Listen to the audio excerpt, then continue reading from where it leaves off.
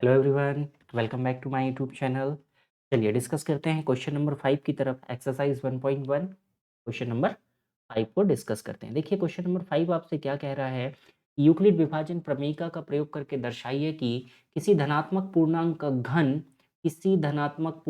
घन की बात हो रही है बेटा, पावर 3 9m 9m+1 या 9m+8 के रूप में होता है। तो देखिएगा यहाँ पर हम सबसे पहले क्या करेंगे, हम मान लेते हैं कि माना कोई धनात्मक पूर्णांक, माना स्मॉल ए ले लेते हैं। स्मॉल ए एक धनात्मक पूर्णांक है।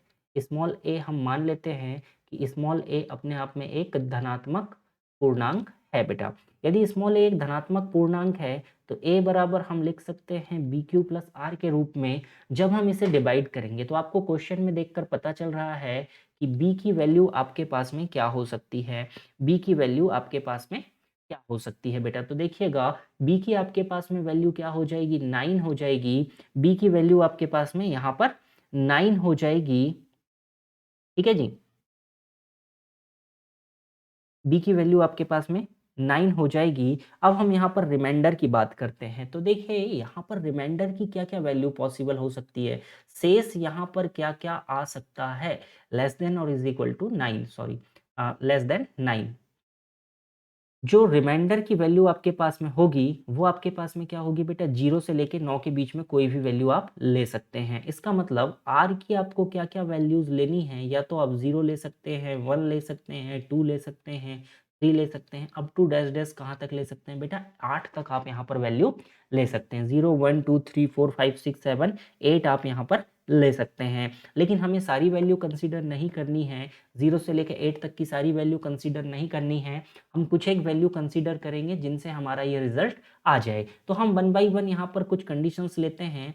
सबसे पहली कंडीशन हम लेते हैं कि जब रिमाइंडर हमारे पास में 0 होगा। जब रिमाइंडर हमारे पास में 0 होगा, शेषफल 0 होगा, तो देखिए बी क्यू प्लस आर के रूप में लिखते हैं। तो ये हमारे पास हो जाएगा 9q प्लस 0। तो ए की वैल्यू आपके पास 9q आ जाएगी। जैसे ही आप इसका घन करेंगे बेटा, जैसे ही आप इसका घन करेंगे तो देखिएगा आपके पास में क्या रिजल्ट बनेगा। यहाँ पर आपके पास में हो जाएगा 9q की पावर 3। अब आपको यहाँ पर क्यूब करने की आवश्यकता नहीं है, आप जानते हैं 9 की पावर 3 इंटू क्यू की पावर 3 आएगा। तो आप यहाँ से एक 9 को तो बाहर लिख लीजिए, एक 9 को बाहर लिख लीजिए, अंदर आपके पास बचेगा 9 का स्क्वायर जो कि हो जाएगा 81 क्यू की पावर 3। ये कुछ आपके पास में बचेगा। यदि हम इस 81 क्यू की पावर 3, 81 क्यू की पावर 3 को हम एक और नंबर से डिनोट करें m से, तो देखिए आपके पास रिजल्ट क्या आ जाएगा। पहले पोर्शन से आपके पास रिजल्ट मिलेगा कि ए क्यू का मान क्या होगा बेटा, 9m के रूप में होगा। पहला पोर्शन हम लोग सिद्ध कर चुके हैं कि किसी भी धनात्मक पूर्णांक का जो घन होगा वो क्या होगा, 9m के रूप में होगा। अब हम सेकंड पोर्शन की तरफ चलते हैं, कलर चेंज कर लेते हैं। चलिए सेकंड पोर्शन को लेकर हम बात करते हैं। सेकंड पोर्शन के लिए हम रिमाइंडर को कंसीडर करते हैं 1। हम रिमाइंडर को कंसीडर करते हैं 1। शेषफल हमने 1 लिया है ना जी, शेषफल को हमने 1 लिया, तो a बराबर हमारे पास क्या हो जाएगा बेटा, 9q प्लस 1 हो जाएगा। अब हमें इसका करना है क्यूब। जैसे ही हम क्यूब करेंगे दोनों साइड करना होगा, 9q प्लस 1 की पावर 3 करना होगा। अब यहाँ पर आप फॉर्मूला अप्लाई करेंगे a प्लस बी की पावर 3 का। a प्लस बी की पावर 3 का फॉर्मूला आपको पता होना चाहिए।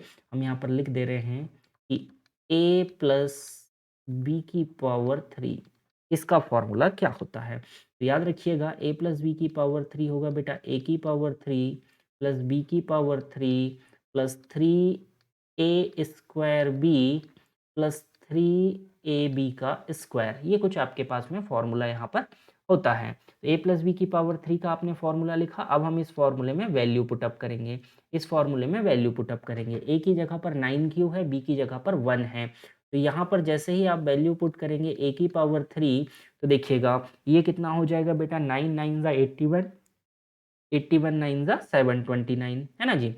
या आप इसको लिख सकते हैं आसानी से 9 की पावर 3 q की पावर 3, a क्यूब प्लस 1 का क्यूब 1 ही हो जाएगा, 1 की power 3 plus 3a square b आपको लिखना होगा, 3a² b, तो इसको आप लिखेंगे 3 इंटू क्या होगा 9q का whole square into 1 plus 3ab², 3 into 9³ into 1 का स्क्वायर। ये हमने कुछ यहाँ पर फॉर्मूला अप्लाई किया। तो देखिएगा a³ आपके पास में क्या बनेगा बेटा, कहाँ कहाँ से आप 9 यहाँ पर कॉमन ले सकते हैं उसके विषय में देखिएगा। देखिए इस टर्म में 9 है, इस टर्म में 9 है, इस टर्म में 9 है, तो हमने सभी से एक एक 9 कॉमन ले लिया।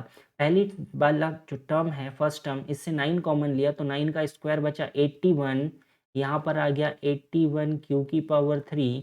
इस टर्म में से अगर हमने 9 को कॉमन लिया तो एक 9 बचेगा और 3 बचेगा, 9 3 27 क्यू²।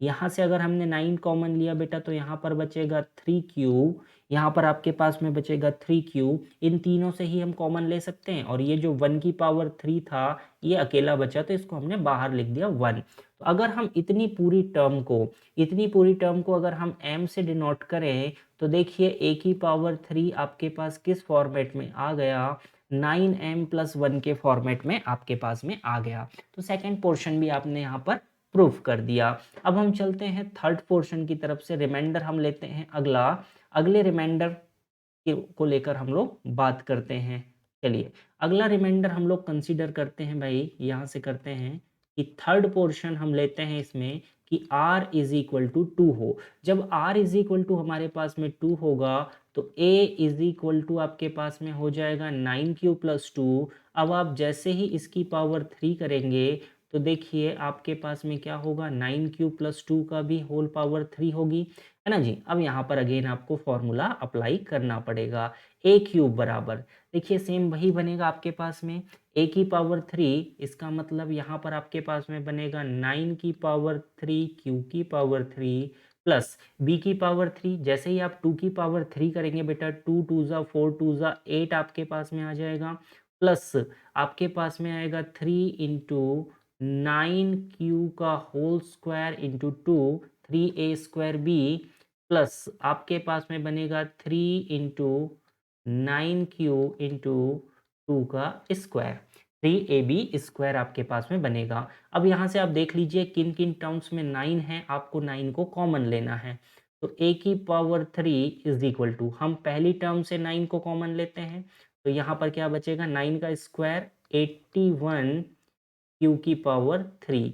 यहाँ से हम 9 को कॉमन लेते हैं, एक 9 बचेगा तो ये हो जाएगा 27 q² और मल्टीप्लाई बाई 2 भी रहेगा, है ना जी। इसको 54 कर लेते हैं, 9 3 ज़ा 27 मल्टीप्लाई बाई 2, ये हो जाएगा टोटल मल्टीप्लाई करके 54 q² प्लस हम यहाँ पर करेंगे 4 3 12, ठीक है जी, 12 9 108, एक 9 तो चला गया, ठीक है, 4 3 ज़ा 12 बचेगा, ओनली यहाँ पर क्या बचेगा, 9 तो बाहर चला गया तो यहाँ पर बचेगा 12q, ये चीज़ें बची। और प्लस में हमारे पास क्या रह गया बेटा 8, ये जो 8 था ये बाहर रह गया। अगर हम इतनी पूरी टर्म को एक इंटीजर m से डिनोट कर दें तो देखिएगा a³ आपके पास में क्या आ जाएगा, 9m+8 के फॉर्मेट में आ जाएगा। यही हमें बोला था, इसी के आगे भी आपसे पूछ सकता है या इससे पहले भी आपसे चीज़ों को पूछा जा सकता है। तो जैसे यदि रिमाइंडर की हम बात करें, शेषफल r इज इक्वल टू 2 के लिए हुआ, इसी तरह से आप r इज इक्वल टू 3 4 5 के लिए भी निकालेंगे तो आपके पास रिजल्ट कहीं ना कहीं इन्हीं तीनों में से एक निकल कर आएगा। काफ़ी थोड़ा सा बड़ा क्वेश्चन है लेकिन इसको आप स्टेप वाइज कीजिएगा, बहुत आसानी से आपसे हो जाएगा। चलिए हम मिलेंगे नेक्स्ट वीडियो में। Thank you everyone.